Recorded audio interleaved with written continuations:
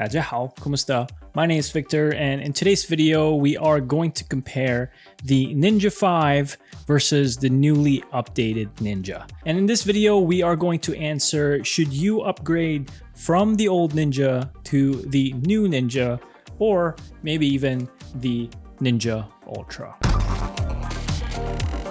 Now let's do a quick version of all three comparisons. Now, if you have experience with the Ninja V, with the old Ninja, you're gonna feel right at home with the new Ninja and the Ninja Ultra. All three monitors have the same body, same construction, same ins and outs.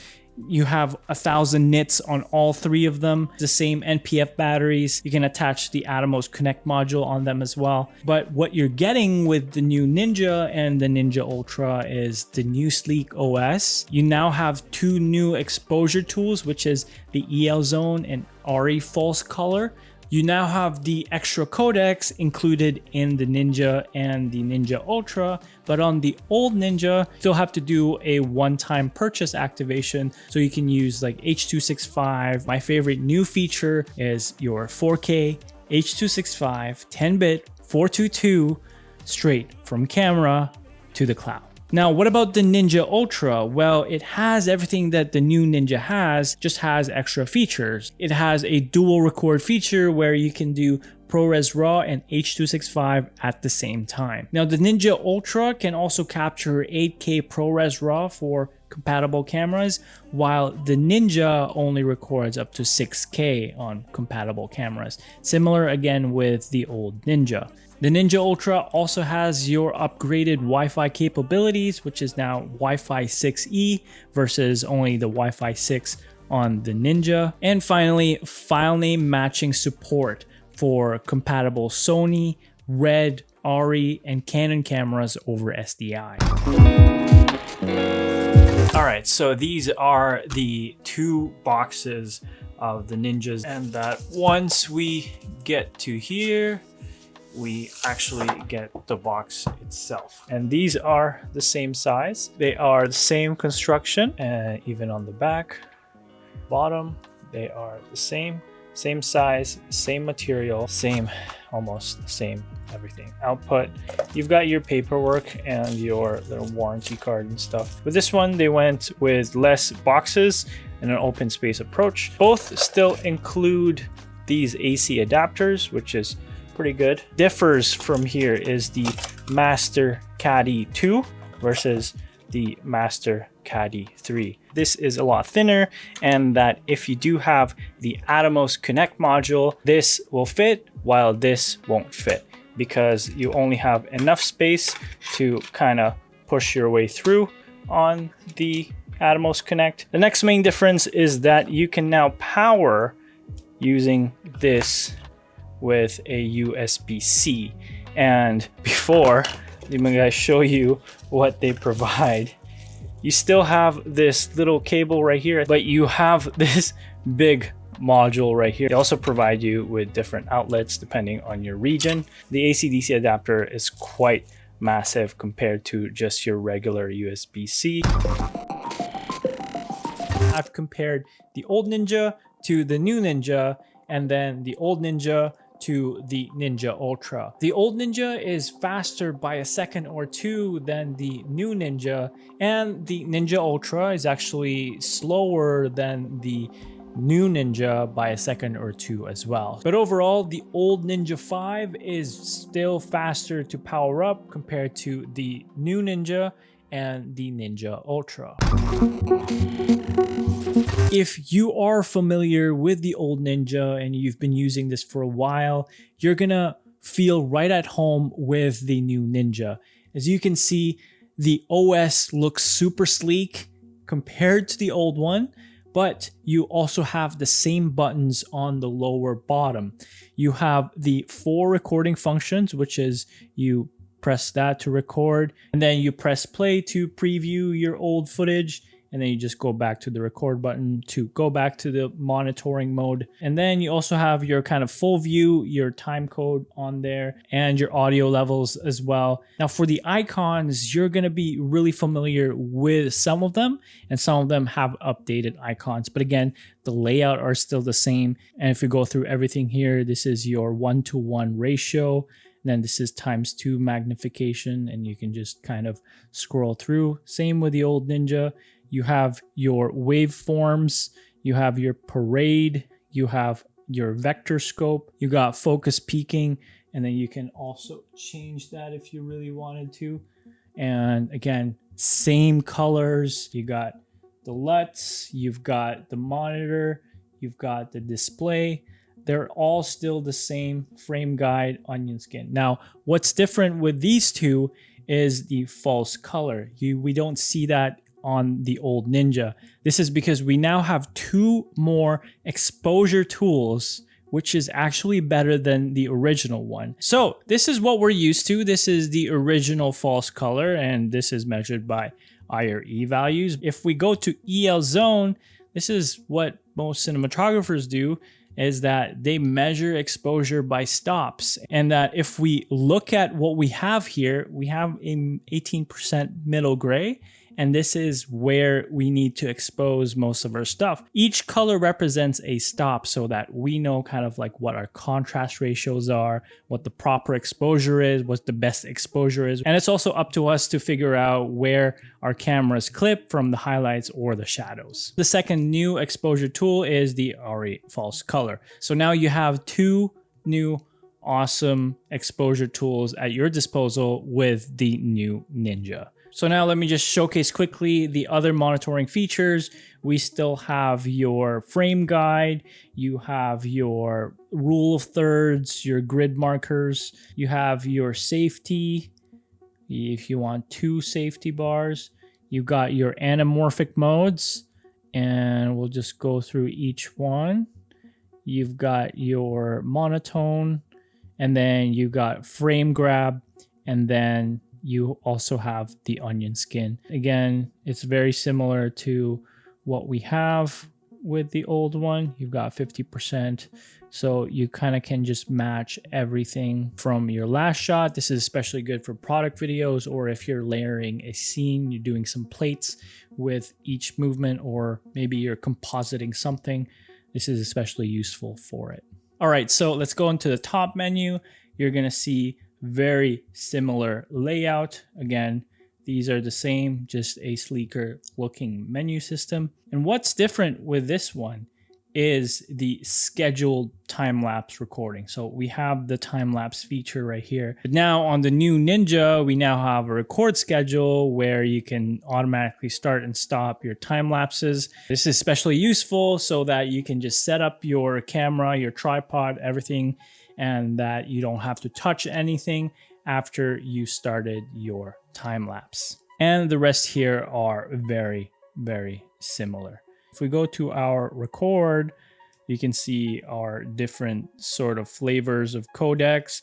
The new Ninja includes H.265, ProRes, ProRes RAW, DNX, all for free. While on the old Ninja, we still have to buy the extra codecs. Just like this, it says this feature requires activation. So I figured out something that is kind of unlucky for FX3 or FX30 users, or pretty much any camera on the Sony lineup that has a log shooting mode. Now we can do both internal and external recording. Now in log shooting mode, you can only record 4K internally, and what you can output at the same time externally is only 1080. Now, this isn't actually an Atomos issue. This is a Sony kind of issue, how they designed the log shooting format. And I'll just demo it right now. On flexible ISO mode, you can see that the Ninja starts to have HD, but if we turn it off, it's UHD. Let's just say we want Cine EI. Again, it's going to be on HD. Now, if we want to turn that to 4K, let's go to our external output. We have the HDMI resolution at 4K, and now we can see here, record media during HDMI output. So that means we can do both internally and external recording, and then the output only is available for 1080p or 1080i. This is here. This operation is not available because we are in log shooting. So I was kind of bummed out about that, and that if we do go back to Cine EI and we go flexible ISO mode and we go back to the external output setting, again, flexible ISO doesn't work as well. So it's all in the log shooting mode. Now let's turn it off and see what happens. And we're going to turn off log shooting mode. And then let's go to external output again. And now, as you can see, we can now record both internally and externally in 4K because we are now in the normal shooting mode. Now I thought, hey, we can just put the S-Log3, the PP8, back to the normal shooting mode. And guess what? Sony actually took it out, and we don't have the PP7, PP8, or PP9. Those are S-Log2, and then 2 picture profiles with S-Log3.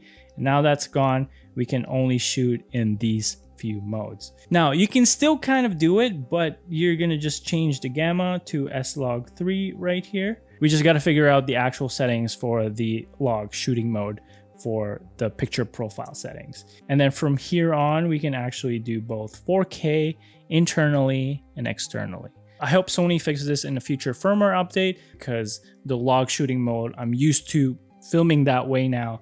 And now I kind of have to go back if I want to do 4K internally, 4K externally as well. So this is just a note, and that you can still do it, but you have to set up one picture profile as S-Log3 and turn off log shooting mode.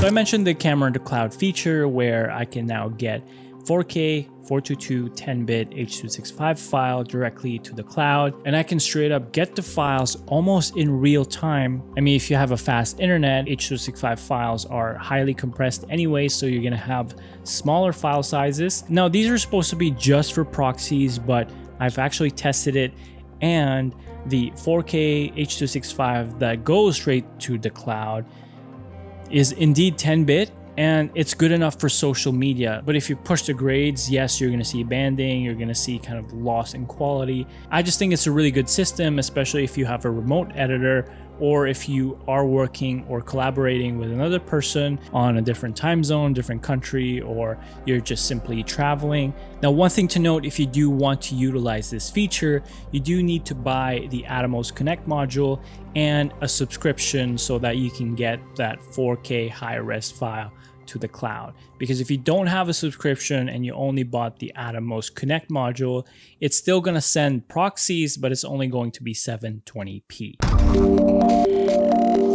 Another feature that they added on the new Ninja and the Ultra is the remote view, which essentially with the Connect module, you can turn your Ninja or the Ultra as your video transmitter or receiver. You can do a high quality stream up to 4 devices. That includes other Ninja or Ultras with the Connect module, or you can stream it with an iPad, your MacBook, or with your phone as well. Now, to use this remote view feature, you're gonna have to buy credits on the cloud portal, and it's about 10 credits for 1 hour of using the remote view. Just a few things that I've noticed with the remote view is that when I started on the Atomos Cloud Studio, is that the timer actually runs right after you hit start, and that the remote view sets up about 3 to 5 minutes. So you're kind of losing 1 credit right away while it's still setting up in the background before it actually activates. The second thing that I've noticed when I was using the remote view is that over Wi-Fi, I've had a few issues with it. I was hovering over 10 megabytes upload and download, and that didn't quite cut it because the stream was lagging behind and that the quality wasn't there. It kept disconnecting. So I tried again with faster Wi-Fi. I was hovering over 50 megabytes upload and download. While it's good, sometimes it's still cutting in and out, or the stream was lagging behind. But this is just my experience. Your mileage may vary because you might have a faster Wi-Fi than I do. I just couldn't get it to work properly. And I've emailed Atomos with this one. I was troubleshooting with them. And Atomos told me to use the RemoteView in the best way is to connect an Ethernet cable to the Atomos Connect modules. That way you get the full speed of your internet and a stable connection as well, because sometimes Wi-Fi can be a pain to use. But again, over Wi-Fi, your mileage may vary. Now let's answer the question, should you upgrade from the old Ninja to the new Ninja or the Ultra? Well, if you want to implement camera to cloud, the best system now is the new Ninja or the Ultra, because I'm pretty sure the new product will get all the new features and updates. I'm not quite sure what's going to happen with the old Ninja, if they're going to still update the firmware or give it updates. Another big reason to upgrade from the old Ninja to the new Ninja is the EL zone or the Arri false color. After using it on other monitors before, I'm happy that it came to the new Ninja. And that alone is worth the upgrade, and you can always sell your old Ninja and use those funds to upgrade to the new Ninja. Now, if you don't need the new features and you're getting by with all the features that is available on the old Ninja, then you don't really need to upgrade, because even if it doesn't get firmware updates or additional features in the future, it's still a really good product as it is. And that's it. That's my comparison between the new Ninja and the old Ninja. And if you do have any questions, further questions that I missed in this comparison, feel free to comment down below. I'll try my best to answer. All right, hope you guys enjoyed it. I'll see you guys in the next video. Peace.